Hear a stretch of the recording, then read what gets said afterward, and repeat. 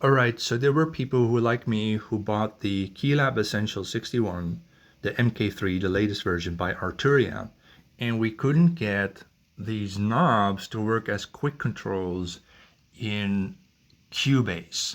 Now, there's 2 or 3 things you need to do in order to get that to work.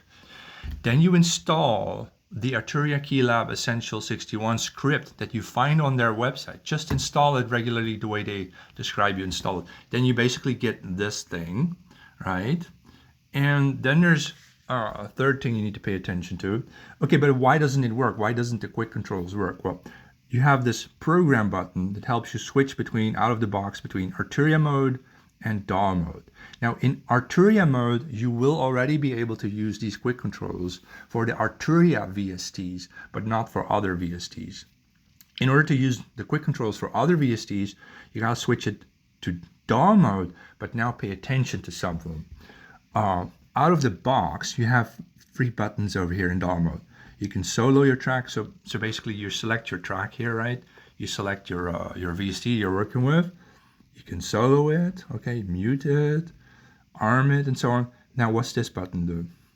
If it's turned on like this, now basically your buttons and sliders are in fact panning for track 1 and volume for track 1, panning for track 2, volume for track 2, right?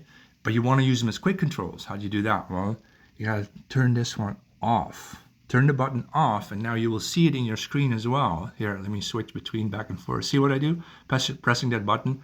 When I turn it off, these are now quick controls. Now, I go to my non-Arturia VST, and you can see here now, it works in the learn mode. For example, I want to change the second one over here.